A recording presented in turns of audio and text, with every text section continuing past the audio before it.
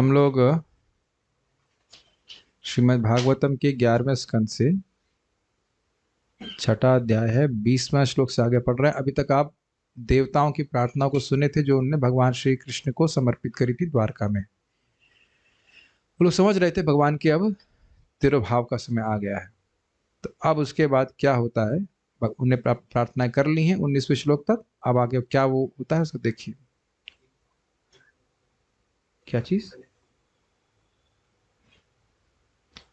Connection हो रहा है? Official chanter is there? Do you have the shloka in front of you? Oh, official, second official, first official. Today, what we will do? One shloka will be chanted by first official, and second will be chanted by second official. ठीक है? Alternate. आपको पढ़ने के लिए बोलूंगा ताकि थोड़ा मेरा लोड कम हो। हाँ? Chant the shloka after.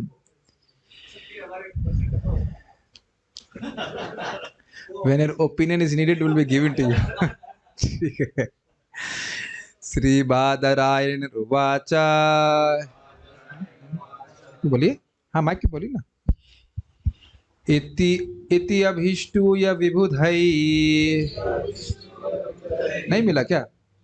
Mic पे क्यों नहीं बोल रहा? भूल गए आप? 14 दिन में भूल गए? मायापुर में माया में तो नहीं चलेगा। इति अभीष्टूय विबुधै। इति अभीष्टूय विबुधै।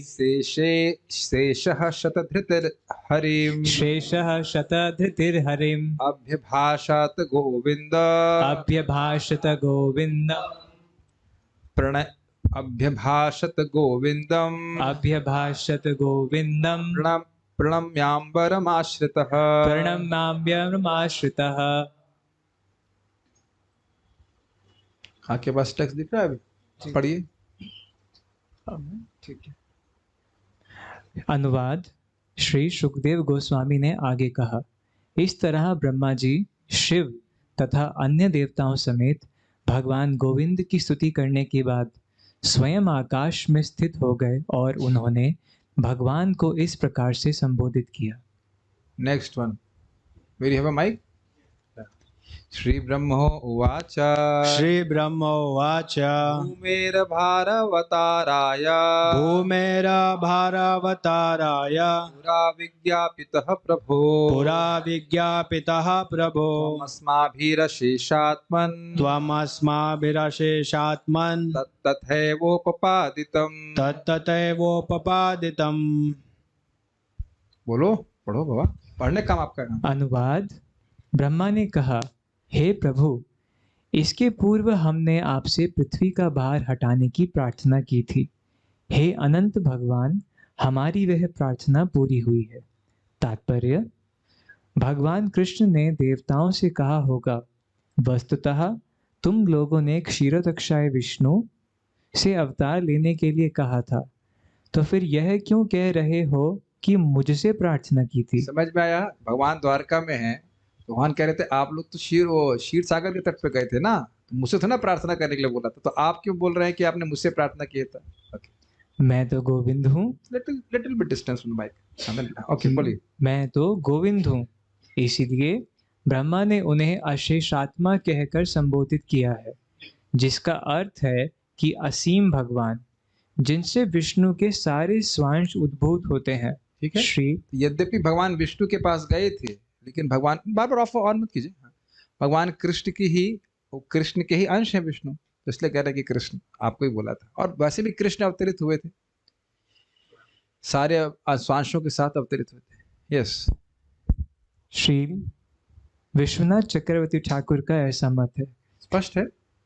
अब आपको बोलना है, धर्मश्च स्थापितः सत्सु। धर्मश्च स्थापितः सत्सु। सत्यसन्धेषु वै त्वया। सत्यसन्धेषु वै त्वया। कीर्तिश्च दिक्षु विक्षिप्ता। कीर्तिश्च दिक्षु विक्षिप्ता। सर्वलोकमलापः। सर्वलोकमलापः। अनुवाद। हे प्रभु, आपने उन पवित्र लोगों के बीच धर्म की पुनर्स्थापना की है जो सत्य से सदैव दृढ़ता पूर्वक बंधे हुए हैं। आपने अपनी कीर्ति का भी सारे विश्व में वितरण किया है। इस तरह सारा संसार आपके विषय में श्रवण करके शुद्ध किया जा सकता है। नेक्स्ट वन, अवतीर्य यदोर्वंशे। अवतीर्य यदोर्वंशे। देखिए माइक को यूज करना सीखिए, माइक को गले के अंदर नहीं लेना होता है, थोड़ा माइक के अंदर थोड़ा सा डिस्टेंस रखिए, इतना भी नहीं, एटलीस्ट 2-3 इंच का डिस्टेंस रखिए। ओके। कोई माइक आइसक्रीम कोन नहीं है कि मुंह में से अंदर डाल देते हैं, उससे आप देखेंगे कि आवाज चेंज हो गई। You want to have normal voice? Yes, हाँ, yes, अब yes. देखिए आवाज ठीक है। Yeah. अवतीर्य यदोर्वंशे अवतीर्य यदोर्वंशे बिभ्रद रूपम अनुत्तमम बिभ्रद्रूपम् अनुत्तमम् कर्माण्योद्दाम वृत्तानि कर्मण्योद्दामवृत्तानि हिताय जगतो कृताः। हिताय जगतो कृतः। अनुवाद। आपने यदुवंश में अवतार लेकर अपना अद्वितीय दिव्य रूप प्रकट किया है और संपूर्ण ब्रह्मांड के कल्याण हेतु आपने उदार दिव्य कृत्य किए हैं। तो ये समझ में आ रहा है, आपने बता दिया कि ये सब आपने कार्य कर लिए, आपके आने का प्रयोजन सिद्ध हो गया है, ये कहने का अर्थ। ऑडिटिंग रिपोर्ट दे रहे हैं भगवान कृष्ण। यानि ते चरितानीश यानि ते चरितानीश मनुष्यः साधवः कलौ मनुष्याः साधवः कलौ शृण्वन्तः कीर्तयन्तश्च शृण्वन्तः कीर्तयन्तश्च तरिष्यन्ति अंजसा तमः। तरिष्यन्ति अंजसा तमः। अगर भगवान कहे कि आप कह रहे हो हमारी लीला कर्म बड़े उदार हैं, तो उसको प्रमाणित करो कि कैसे उदार है। तो कह रहे हैं कि आपने जो भी चरित्र किए हैं हे ईश, हे सर्वसमर्थ, वह मनुष्यों के लिए, साधु लोगों के लिए कली युग में उनका श्रवण कीर्तन करने मात्र से अंजसः तमः तरिष्यन्ति, बहुवचन में 1-2 नहीं, बड़ी आसानी से अंधकार के, अविद्या के अंधकार को तर जाएंगे। तो ये उदार है कि नहीं? ज्यादा मेहनत किए बिना केवल भगवान का श्रवण कीर्तन करके ही व्यक्ति अविद्या रूपी अंधकार को तर जाएगा। ज्यादा कुछ मेहनत करने की जरूरत नहीं, उदार मतलब बिना मेहनत के बहुत अच्छी वस्तु दे देना, ये बात बोल रहे हैं। अनुवाद। हे प्रभु, कलयुग में पवित्र तथा संत पुरुष जो आपके दिव्य कार्यों का श्रवण करते हैं और उनका यशोगान करते हैं, वे इस युग के अंधकार को सरलता से लांघ जाएंगे। एक ध्यान देना होगा, स्त्रियां नहीं होंगी, हैं? लिखा नहीं, इसमें पुरुष लिखा हुआ है। पवित्र तथा संत पुरुष पार हो जाएंगे, स्त्रियां पार नहीं होंगी। होता है मत यार, आसानी से बहुत दर्द होता है मेरे को, लेकिन काटिए आप इसको। लिखा कहाँ से, स्त्री कहाँ लिखा हुआ है?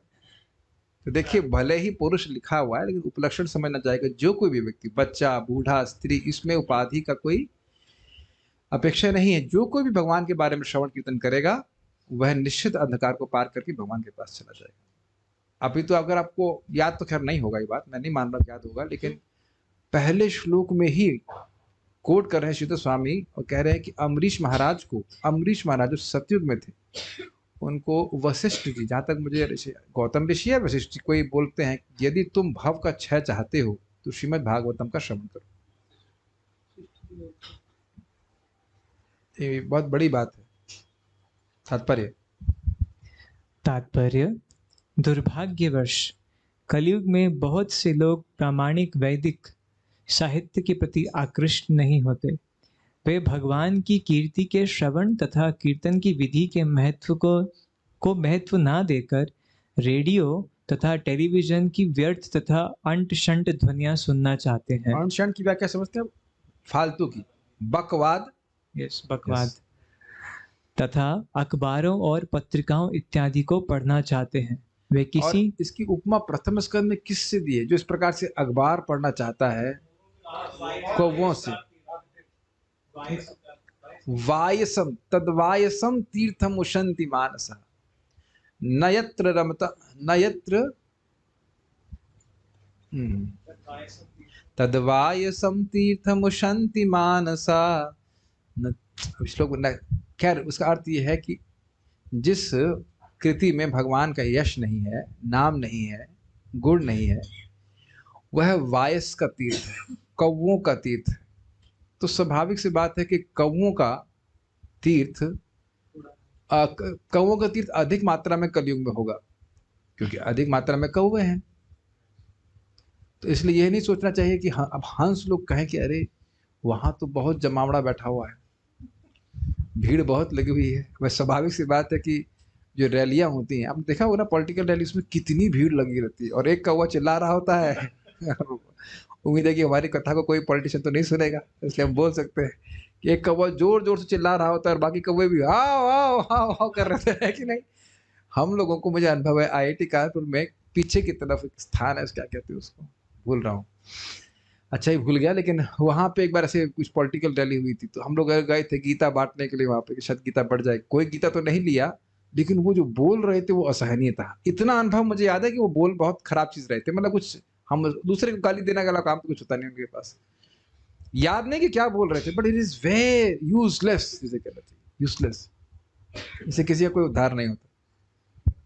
तो ये लोग जो हैं, इस प्रकार के लोग हैं। वो कभी एक घर में व्यक्ति बोल रहे थे कि हमारे घर में माता पिता पॉलिटिक्स की चर्चा करते हैं, तो उसमें कहा आश्चर्य की बात क्या है, आप भगवान का प्रसाद बनाइए, प्रसाद खिलाई, कुछ सुकृति होगी तब, कुछ पुण्यर बिना तो श्रवण इच्छा ना उत्पद्यते इत्यच, पुण्य के बिना भागवत सुनने की इच्छा ही नहीं होती है, तो उसमें कौन से आश्चर्य की बात।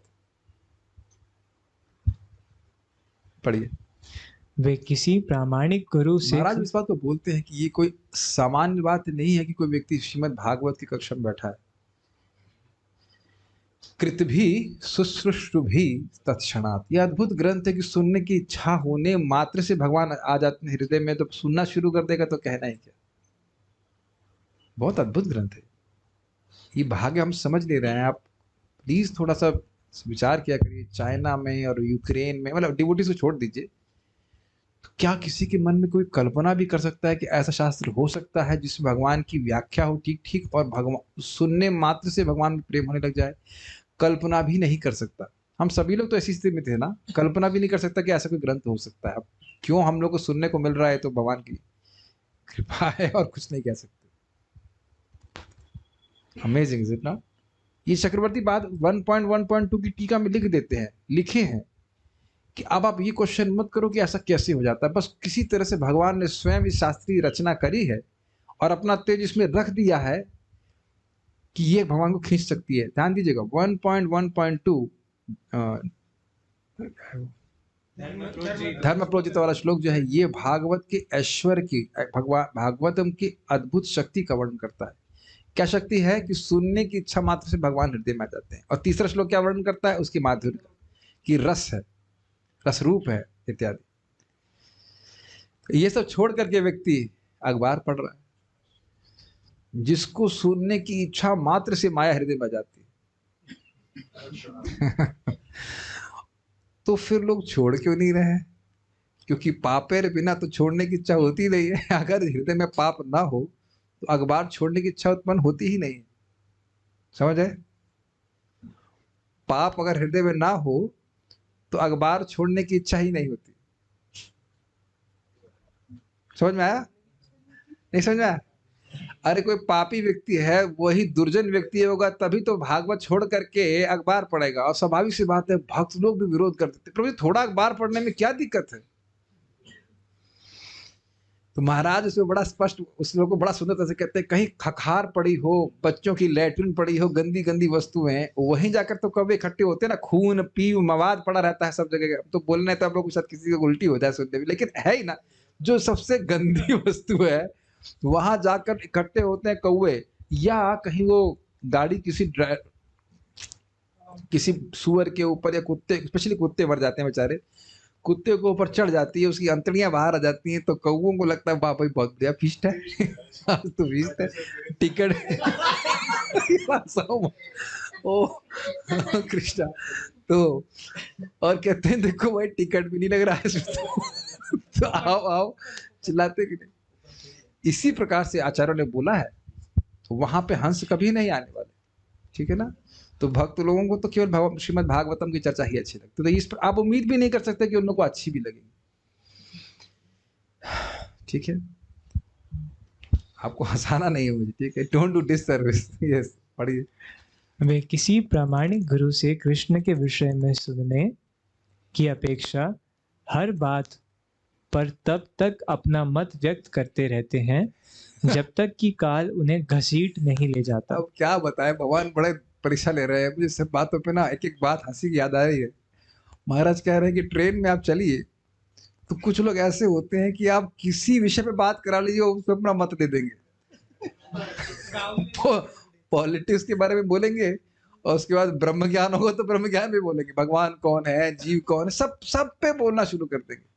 लेकिन आप जानते हैं कि इस प्रकार की बोलने से क्या हो रहा है, जैसे मेढक टटराता है और सांप को आकृष्ट करता है, ये व्यर्थ की वार्ता उनको काल के द्वारा घसीटा जा रहा है, केवल मृत्यु की तरफ जा रहे हैं। और प्रभुपाद जी कितना सुंदर शब्द है, a preacher of Krishna consciousness is always beyond the clutches of death. This is the benefit of controlling the urge to speak. Exact शब्द है ये, नेक्टर ऑफ इंस्ट्रक्शन प्रथम श्लोक तात्पर्य में प्रभुपाद जी कहते हैं, यदि हम कृष्ण जो कृष्ण कथा का प्रचारक है, और इसके लिए ये आवश्यक नहीं कि 25 लोग हों, आप पढ़िए या किसी भक्त से चर्चा कर रहे हैं, तो वह हमेशा ही मृत्यु के चंगुल से दूर रहता है। वाणी के वेग को नियंत्रित करने का यह लाभ है। तो बोलने वाला जैसा है वैसे सुनने वाला भी है। Does that make sense? ये क्योंकि दिखता नहीं है इसलिए लोग कृष्ण कथा के महत्व को नहीं समझते। कई बार मैं जब लोगों से फोन पे बात कर लेता हूँ लंबी, तब देखता हूँ अरे 30 मिनट हो गए। आपने देखा ऐसा होते हुए? और फिर आप विचार कीजिए कि उस कथा से किसका क्या फायदा हुआ। Well, you cannot say no use always because कभी कभी काउंसलिंग करनी होती है, हेल्प करना होता है, but still it is not exactly Krishna कथा। आज हमारी अगर मृत्यु हो रही है तो पीछे जब मुड़कर देखेंगे तो जो जो बातें करी उसका क्या महत्व है। माता जी जब कीजिए या क्लास सुनिए, दोनों में से एक ऑप्शन। हम यहाँ पे कोई बाध्यता नहीं है, ठीक है, हम डांटना नहीं चाहते। आप पहली बार आए क्लास में, बड़े राष्ट्र विद्वान थे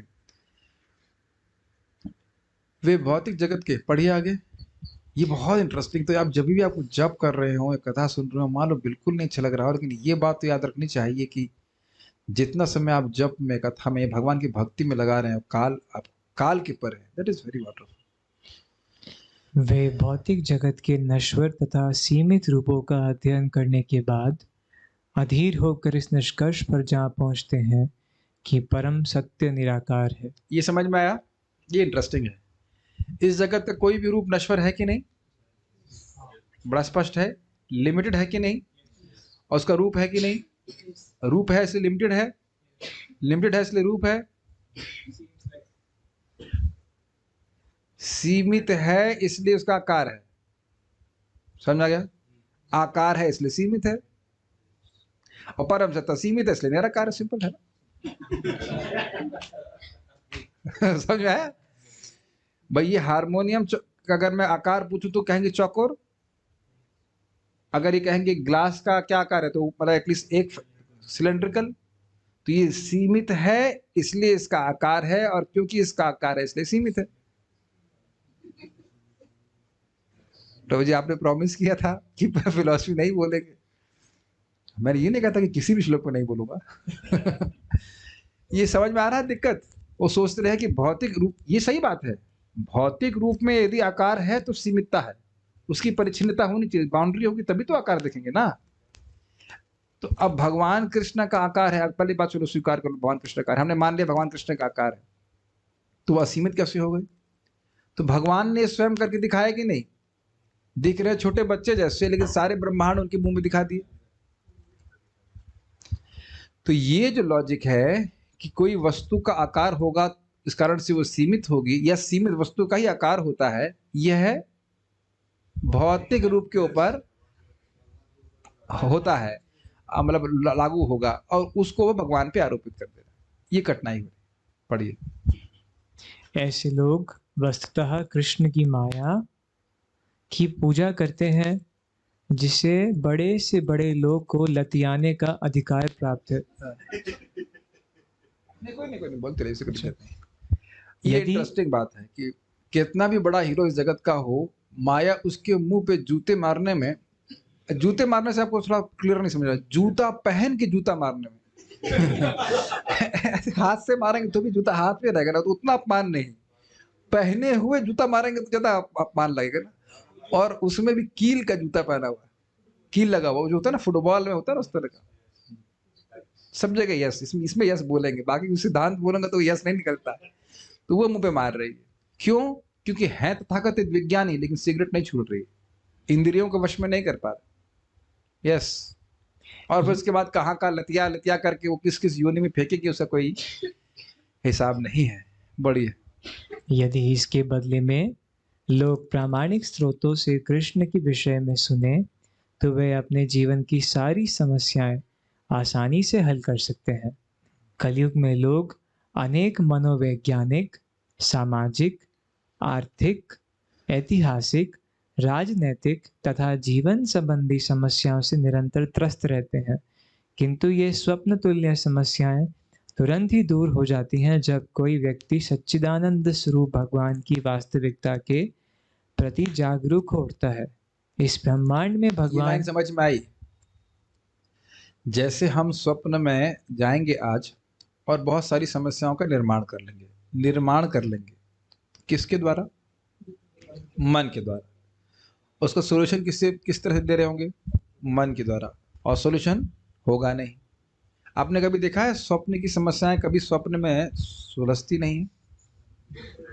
ऐसा अनुभव है? आप दौड़ रहे हैं, आपके पीछे गुंडे आ रहे हैं और आपको पकड़ भी नहीं पा रहे हैं और आप भाग भी नहीं पा रहे हो। आपने देखा ऐसा है ना? बड़ा अद्भुत है, वो पकड़ भी नहीं पा रहे हैं, आप मर भी नहीं रहे हो और वो मार भी नहीं रहे और आप भाग भी नहीं पा रहे हो, और पसीना पसीना हो जाता है बहुत बार इसमें। देखा होगा आपने। तो सपने की समस्या कभी सपने में सॉल्व नहीं होने वाली। हम लोग कितने भोले हैं। जैसे मैं ही देख लीजिए, धनिष प्रभु मिल गए, अब ये मेरे बुखार को, आंतरिक बुखार को पूरा ठीक कर देंगे। इससे पहले बुखार भी ठीक होगा, पीस दिया गया।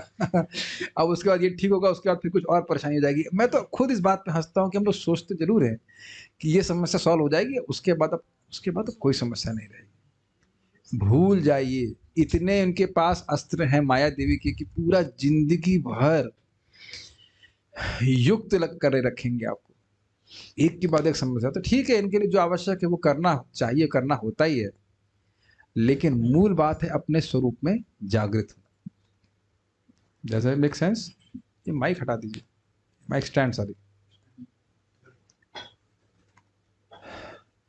समझ पा रहे? दो करंट चल रहे हैं, एक आपका मटेरियल लाइफ है, जीना है, करना है, और दूसरा है कि कृष्ण कथा, कृष्ण नाम, इसका आश्रय ले कम से कम सुबह और शाम, एटलीस्ट इतना तो जरूर करें।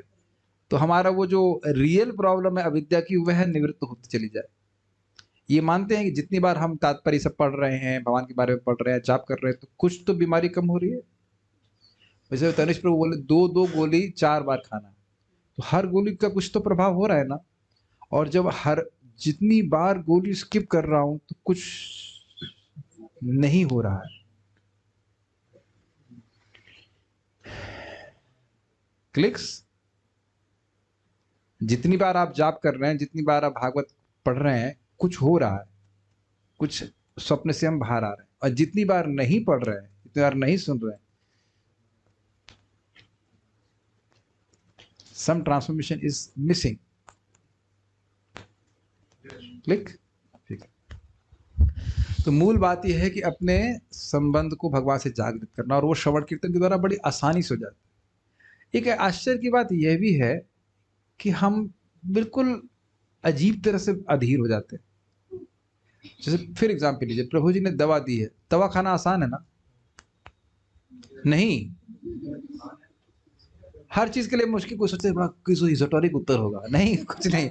दवा खाना आसान है, यह समझना कि दवा कैसे करती है बहुत मुश्किल है। समझने की जरूरत क्या है आपको?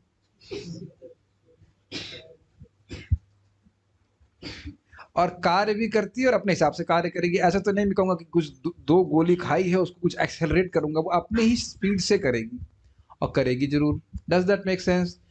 तो कृष्ण कथा श्रवण करते रहिए, जाप करते रहिए, प्रसाद खाते रहिए, धीरे धीरे करके भगवान की कृपा से सारी कचरा साफ हो जाएगा, और हम अपने आप को शरीर से अलग देखने के सामर्थ्य को स्थापित कर पाएंगे। ठीक है, प्राप्त कर पाएंगे। आगे बढ़े। मतलब कहने का मैं इस बात को एक्सप्लेन कर रहा हूं कि अंजसा वाकई ये आसान है।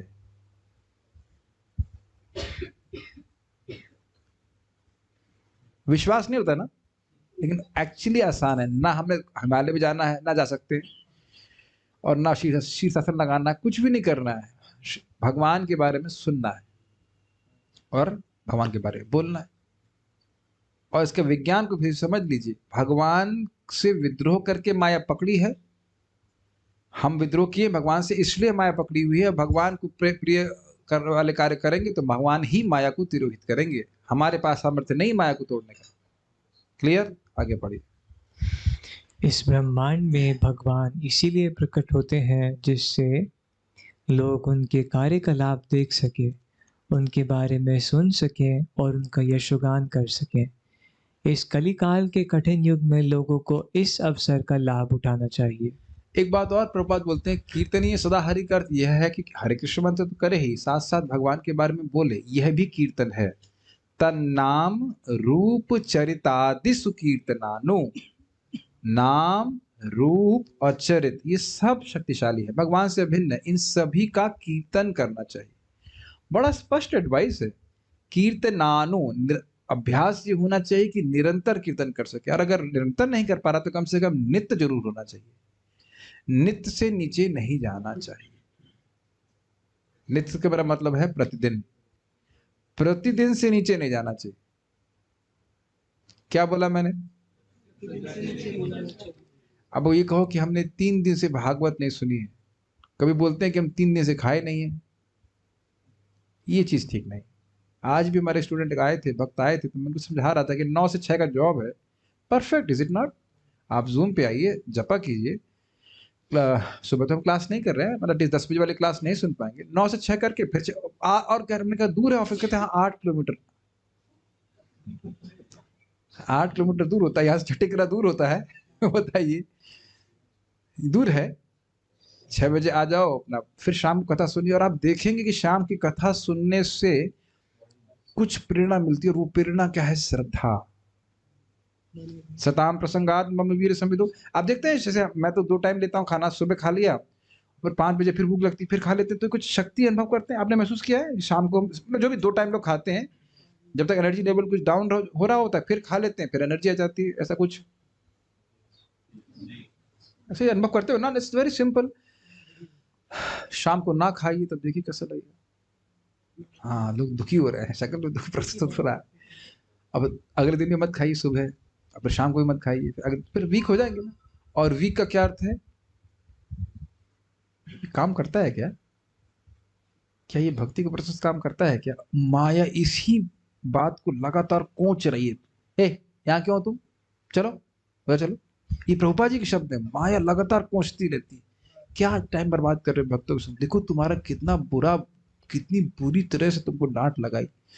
अरे एक दिन तुम बाथरूम साफ नहीं किए, बताओ, इतना सीरियस डिवोटी हो तुम्हारी कोई वक़्त ही नहीं यहाँ पे। मैं तुम्हारी वक़्त देती हूँ। तो यहाँ पे कोई मुंह पे लात नहीं मार रहा है, आओ मेरे पास आओ, मैं मुंह पे लात मारूंगी। ये प्रभुपाद जी के शब्द है। माया preaches to us, why are you serving Krishna? You come to me, I'll kick you on your face. मैंने बोला था इसको दूर भेजो, आप जूम पे जाओ, मुझे हंसाओ मत बाबा, ये कैसी सेवा है भाई? तो भाभी नालायक को बहुत दर्द होता है हंसने से। और तो मैं ट्राई कर रहा हूँ कि विनोद नहीं करूँ, लेकिन कितना लोग दुख भोग रहे हैं, कितना दुख भोग रहे हैं। सही, किसकी बारी है मेरे पीछे बोलने की? Who is official chanter? Okay.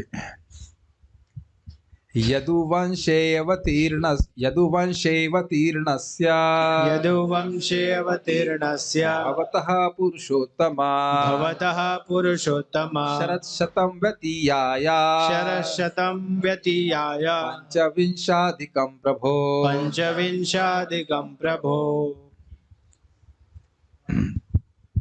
हे पूर्ण पुरुषोत्तम भगवान, हे प्रभु, आप यदुकुल में अवतरित हुए हैं और अपने भक्तों के साथ आपने 125 शरद ऋतुएं बिताई हैं। कहने का अर्थ है आप 125 साल यहाँ पे रह चुके हैं।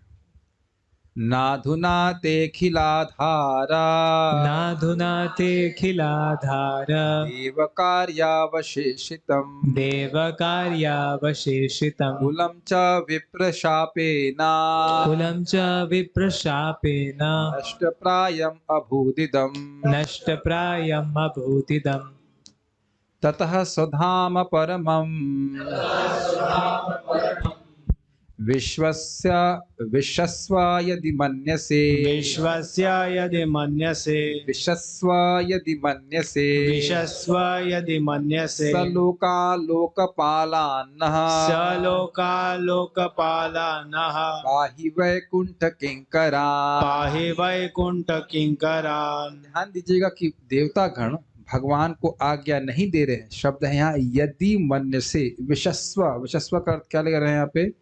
प्रवेश कीजिए। यदि मन्य से, यदि आप ऐसा मानते हैं कि अब आपके जाने का समय हो उचित है, तब आप अपने वापस जा सकते हो।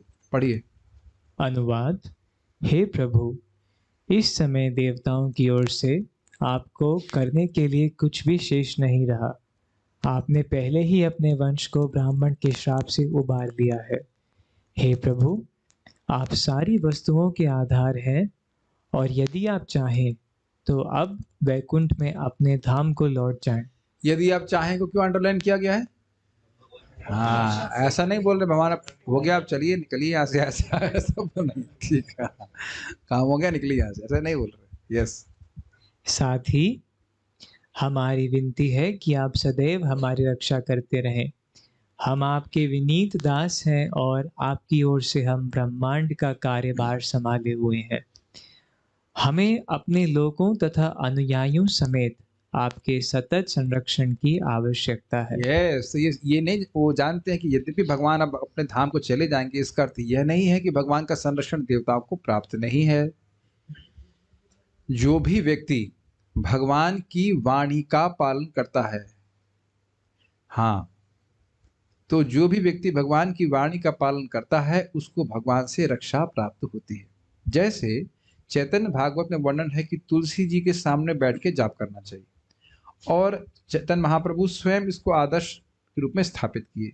तो वहां उसके अंतिम श्लोक में कहते हैं कि जो व्यक्ति जगत गुरु नारायण की, भगवान गौरंग महाप्रभु की शिक्षा का पालन करता है, उन्हें उनसे विशेष सुरक्षा प्राप्त होती है। तो कि देवता क्योंकि भगवान के अनुगत हैं, इस कारण से देवताओं को भगवान की सुरक्षा प्राप्त होती है। तो यद्यपि भगवान अपने धाम में चले जाएंगे, फिर भी उनसे सुरक्षा की प्रार्थना कर रहे हैं। कौन कर रहे हैं? ब्रह्मा जी पर्यंत देवता कर रहे हैं। तो ऐसा नहीं सोचना चाहिए कि भगवान अगर अपने धाम में चले गए हैं तो उनकी सुरक्षा हमको प्राप्त नहीं है। जो कोई भी भक्ति करता है उसको भगवान की सुरक्षा प्राप्त होती है। यस, नेक्स्ट पढ़िए, मैं बोलता हूँ। श्री भगवान वाच श्री भगवान वाच अवधारितम् एतन्मे अवधारितमेतन्मे यदाथत विभुदेश्वर यदाथ विबुधेश्वर कृतं वह कार्यम् अखिलम् कृतं वह कार्यमखिलं भूमेर्भारोऽवतारितः। भूमिर्भारोऽवतारितः। अनुवाद। भगवान ने कहा, हे देवताओं के अधीश ब्रह्मा, मैं आपकी प्रार्थनाओं तथा अनुरोध को समझता हूँ। पृथ्वी का भार हटाकर मैं वह सारा कार्य संपन्न कर चुका जिस कार्य की आप लोगों से अपेक्षा थी। तद इदम यादवकुलम यादवकुलम् वीर्य शौर्य श्रियोद्धतम वीर्य शौर्य श्रियोधतम् लोकम जिजक्षत रुद्धम में लोकं जिघ्रक्षद्रुद्धं मे वेलयेव महार्णवः। वेलयेव महार्णवः। अनुवाद। वही यादव कुल जिसमें मैं प्रकट हुआ, ऐश्वर्य में विशेष रूप से अपने शारीरिक बल तथा साहस में इस हद तक बढ़ गया कि वे सारे जगत को ही निगल जाना चाहते थे। इसीलिए मैंने उन्हें रोक दिया, जिस तरह तट महासागर को रोके रहता है। तो बड़ा स्पष्ट है कि किसी शाप के कारण नहीं, भगवान की स्वयं की व्यवस्था के कारण यदुकुल का नाश बाह्य रूप से हुआ था। ये बड़ा स्पष्ट है। भगवान स्वयं यहाँ पे देखिए स्पष्ट बोल रहा है। तात्पर्य आपको तात्पर्य याद ही होगा जब हम लोग पढ़ रहे थे, काल रूप में वे द्वारका में विद्यमान थे और ब्राह्मणों को भी वही प्रेरित किए और इधर यदु कुमारों को भी प्रेरित किए कि उनके प्रति अपराध करें और फिर वह शाप दें। कहाँ पे हुआ था ये घटना शाप देने वाली? पुंडार्क, पिंडार्क। जस्ट ओके, घटना तो याद रखिए आप। हाँ, पढ़िए। यदुवंश के मान वीर लो कोई कहे कि भाई साक्षी देने के लिए आओ, तो नाम भी याद नहीं रहेगा स्थान का, तो दिक्कत हो जाएगी, कोर्ट में लाना पड़ेगा ना किसी को। पढ़िए तात्पर्य। यदुवंश के वीर पुरुष इतने शक्तिशाली थे कि देवता तक उन्हें रोक नहीं सकते थे। यदुओं का उत्साह घातक युद्धों में विजय पाने के कारण अत्यधिक बढ़ चुका था और उनका वध नहीं किया जा सकता क्यों था। नहीं किया जा सकता था? क्योंकि वो भगवान के द्वारा संरक्षित थे। सिंपल सी बात।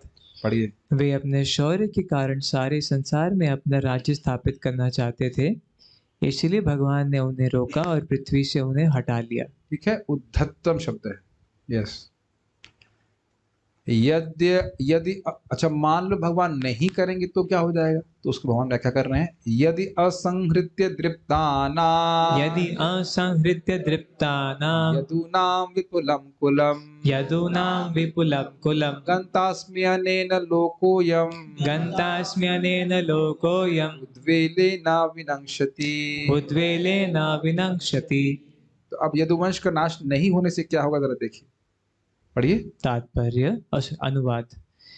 यदि मुझे यदुवंश के इन अतिशय घमंड से चूर रहने वाले सदस्यों को हटाए बिना यह संसार त्यागना पड़ा, तो इनके असीम विस्तार की उफान से सारा संसार भी नष्ट हो जाएगा। ये सुनामी का वीडियो तो याद ही होगा। जैसे मानो सुनामी है, वो सब कुछ अपलावित कर देता है, नष्ट कर देता है। इसी प्रकार से यदुकुल को नाश करने वाला कोई नहीं था। इसकी व्याख्या पहले भी कर चुके हैं कि यदुकुल भगवान कृष्ण के विरह से एकदम पागल जैसे हो जाएंगे और पूरी पृथ्वी को ही ध्वंस कर देंगे। तो इसलिए भगवान जाने से पहले यदुकुल को नष्ट कर दी। यस। तात्पर्य। जिस तरह ज्वार की लहरें समुद्र तट की सीमा को लांघकर निर्दोष लोगों पर कहर ढा देती हैं, उसी प्रकार यह खतरा सन्निकट था कि बलशाली यदुवंश सामाजिक तथा राजनीतिक नियंत्रण की सारी सीमाओं के परे विस्तार कर जाएं। ये समझ में आ रहा है? ये यहाँ का राजा है, इसकी सीमा यहाँ तक है। ये यहाँ का राजा है, इसकी सीमा यहाँ तक, और सारी सीमा को तोड़ करके सबको न सिर्फ जीत लेते अपितु नष्ट कर देते। देखिए, जीत लेते यदुवंशी तो कोई बड़ी बात नहीं थी, लेकिन अब वो इतने क्रोध में कह सकते हैं पागल हो जाएंगे, या विरह में कृष्ण के इतने पागल हो जाएंगे कि वो उनको नष्ट कर देंगे, समाप्त। देख रहे हैं ना, कोई व्यक्ति होता है, जैसे आप देखेंगे यहाँ पे लोग गन ले लेता है और अनान फनान फायरिंग कर देता है, लोग मर जाते हैं, कोई दुश्मनी नहीं होती किसी से। तो इस प्रकार से वह अनकंट्रोल्ड वे में बर्ताव करेंगे तो सामाजिक व्यवस्था सब नष्ट हो जाएगी। यदुवंशी लोग भगवान से पारिवारिक संबंध होने के कारण अत्यंत गर्वित हो उठे थे। यद्यपि वे अत्यंत धार्मिक तथा ब्राह्मण संस्कृति के भक्त थे, किंतु भगवान कृष्ण से संबंधित होने के कारण वे गर्वित थे, जैसा कि हप्ता नाम शब्द से सूचित होता है। एक पर्टिकुलर शब्द है भी क्या? हाँ, वही मैं सोच रहा था, मैं हाईलाइट करते मैं हफ्ता नाम शब्द तो कुछ है नहीं, दृप्ता नाम है। इसलिए मैं अपने जो एडिटर्स है उनकी गलती को हाईलाइट किया हुआ, इसलिए मैं अपनी इसमें हफ्ता नाम शब्द तो है नहीं। मैं आप आसाओ मत भाई, तो कष्ट देने के लिए बैठे हुए यहाँ पे आप। तो दृप्ता नाम, दृप्त का मतलब होता है घमंड से चूर, तो हफ्ता नाम नहीं, वो दृप्ता नाम है। ठीक है, जल्दी जल्दी में सब कुछ हो रहा है, उसको आप लोग सुधार के ग्रहण करेंगे। इतनी ही नहीं, कृष्ण के प्रति प्रगाढ़ प्रेम के कारण उनके वैकुंठ चले जाने के बाद इतना गहन वियोग उन्हें सताएगा कि वे उन्मत्त हो उठेंगे और पृथ्वी पर उनका भार असह्य हो उठेगा। बड़ा स्पष्ट है। ठीक है, किंतु श्री विश्वनाथ चक्रवर्ती ठाकुर ने इंगित किया है कि पृथ्वी कृष्ण के प्रति अनुरक्त होने से स्वयं कृष्ण के परिवार वालों के भार मानते हुए भी उनका स्वागत करेगी। बहुत सुंदर उदाहरण दे रहे हैं, आगे पढ़िए। तो भी कृष्ण इस भार को हटा देना चाहते थे। यहाँ यह उदाहरण दिया गया है कि नई नवेली दुल्हन अपने पति को प्रसन्न करने के लिए तमाम स्वर्ण आभूषणों से सज सकती है। यद्यपि ये आभूषण उस सुकुमार दुल्हन के लिए पीड़ादायक भार बनते हैं और वह इस भार को अपने पति के सुख के लिए सहन करने को तैयार रहती है, किंतु उसका प्रिय पति अपनी पत्नी की खुशी के लिए इस भार को हटा देता है। समझ में आया उदाहरण? पत्नी की को कंपेयर, पृथ्वी देवी को कंपेयर करना है पत्नी से। तो पृथ्वी के भार स्वरूप है यदुवंश, लेकिन वो भार किस तरह से है? आभूषण की तरह।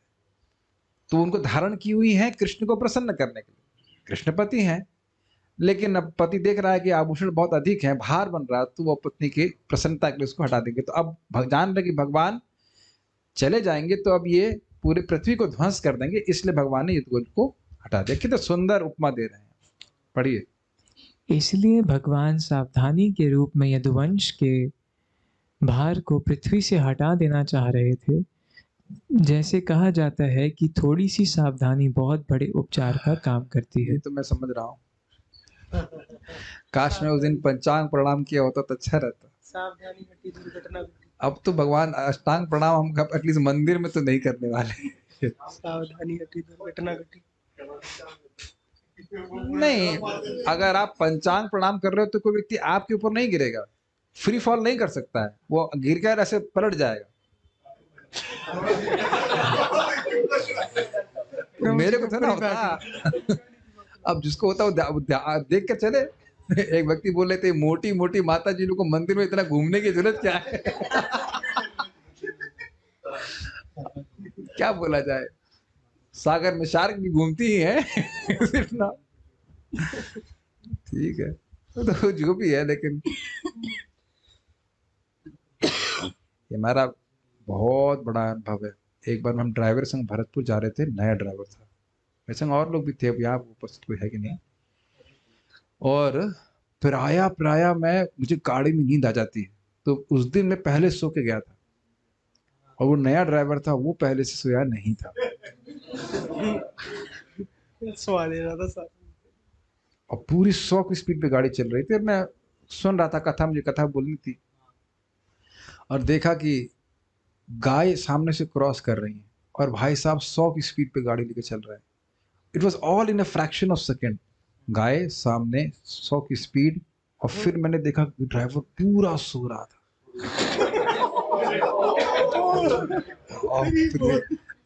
सब कुछ in a flash of a second हुआ। धाए से मैंने उसके हाथ मारा उठाने के लिए, और उसने ब्रेक मारा और हाथ दोनों छोड़ दिए।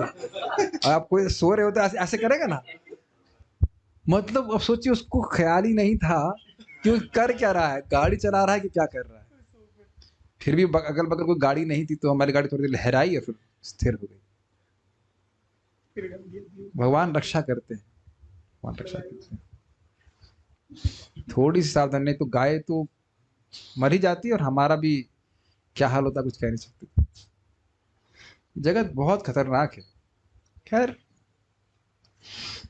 तो यहाँ ये बात क्यों बोल रहे हैं आखिरी में? ये चांस लेना कि भगवान चले जाएंगे, ये तो तुम आते रहना वापस, नहीं। ना ना ना। और दूसरा, भगवान जो कार्य कर रहे हैं उसका अंदाजा सामान्य व्यक्ति नहीं लगा सकता है, तो इसीलिए शास्त्र श्रवण करना चाहिए। इस जीवन में भी आप बहुत कुछ अपने जीवन में सुख दुख का अनुभव करेंगे, वो अपनी बुद्धि से आप उसका निर्णय नहीं कर सकते कि भगवान उस दुख में हमें क्यों डाल रहे हैं। बस इतनी बात समझ। लेकिन वो प्रयोजन यही है, भक्तानाम शम अभिप्सिता, अपने भक्तों को आनंद देने के लिए। शरीर में भी कष्ट है या कुछ भी कष्ट है, उसे दिखाने के लिए, भगवान याद दिलाने के लिए करते हैं कि केवल ही क्लास में बोलने के लिए नहीं है दुखालयम। It is to give us realisation कि ये जगत है दुख का घर। Everything can be nice just for now.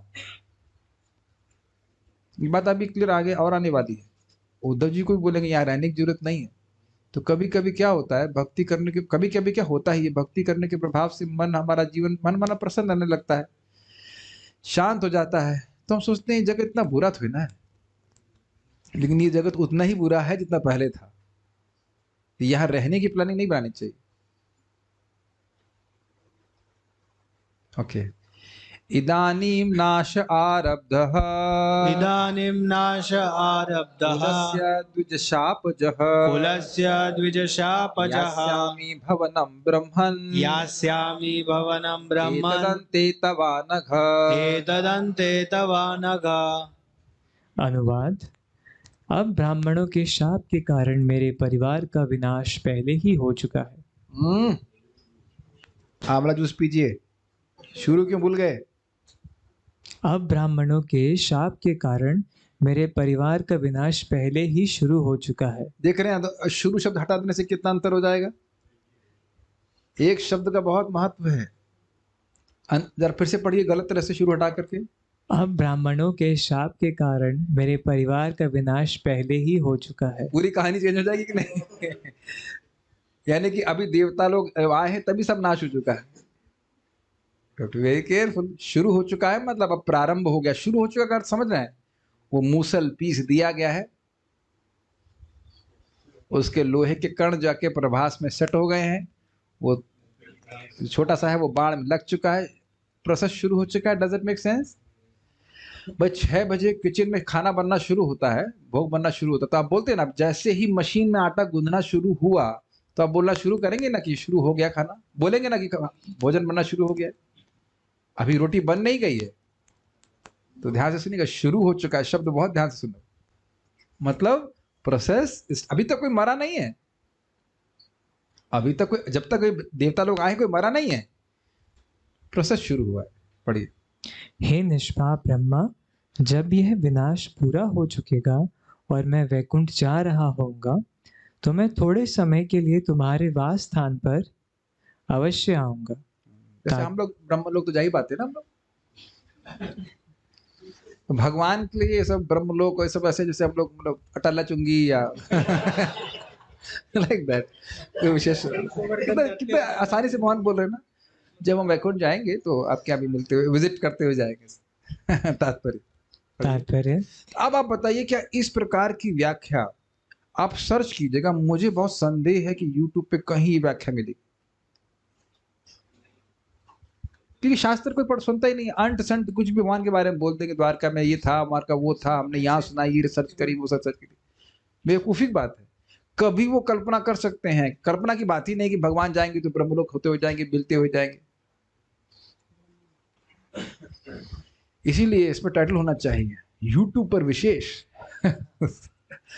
न भूतो न भविष्यति। कभी बोलेगा नहीं, और हम ये देख रहे हैं कि लोग चर्चा कर ही नहीं रहे इसके ऊपर। इसीलिए मैं आप लोगों को बढ़ा दे रहा था कि अब कभी भी जो हमारा चर्चा होगी अभी यदुकुल के वंश के ध्वंस होने के संबंध में, तो सारे कंसेप्ट आपको पता रहेंगे। बहुत कम लोग को ये सब बातें पता रहती हैं।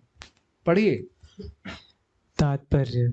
यदुवंश के सदस्य भगवान के नित्य दास हैं, इसलिए श्रील जीव गोस्वामी ने नाशः शब्द की व्याख्या निगूढ़ायाम द्वारकायाम प्रवेशनम इत्यर्थः। निगूढ़ा मतलब अत्यंत रहस्यमय द्वारका में प्रवेश किया उन्होंने, वो नष्ट नहीं हुए।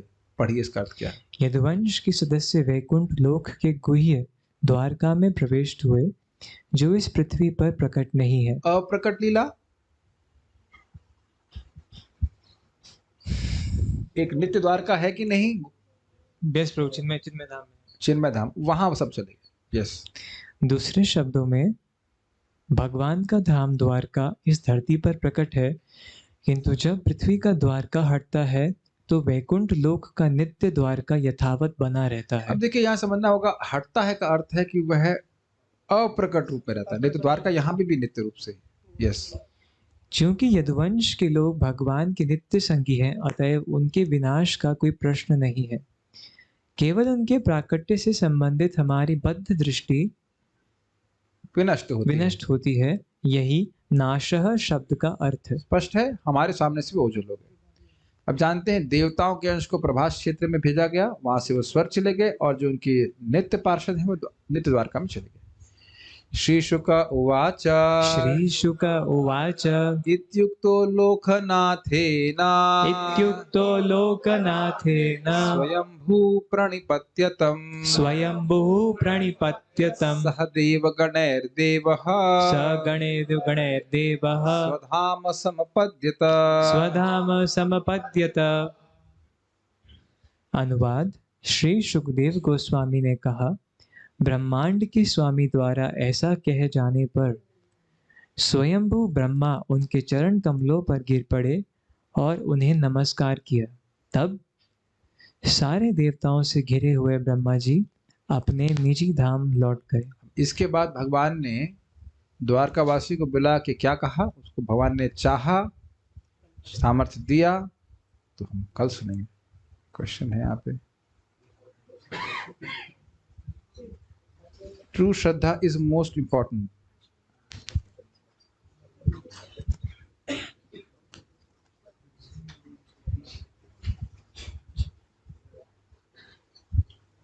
ओके, और तो कोई कमेंट नहीं। ओके, कह रहे हैं is it correct the object which has no form is unlimited is not necessary? Example, water in liquid form.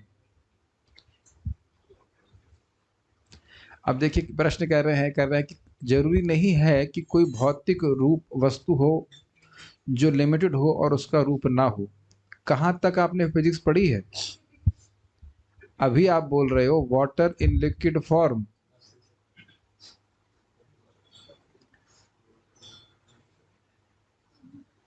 अगर मैं कहूं कि ये इसमें जो जल है उसका रूप कैसा है, तो आप क्या बोलेंगे? सिलेंड्रिकल। तो मुझे लगता है कि फिजिक्स में नंबर कुछ कम आए। हम नाम नहीं बोल रहे इसलिए मजाक बना सकते। रूप या आकार जल का परिवर्तनशील है, लेकिन यह नहीं है कि आकार है ही नहीं। Does that make sense? हाँ। अब मेरे मुंह में जो पानी मैंने भरा वो मेरे गाल के आकार का हो गया। Is that okay, my dear engineer? Engineer को क्लास देने में भी दिक्कत है, लेकिन हमें कोई दिक्कत नहीं क्लास। Okay, got it. कि आपका हमने नाम नहीं बोला इसलिए बुरा मत मानिएगा। श्रीमद् भागवतम की जय, श्री प्रभुपाद की जय।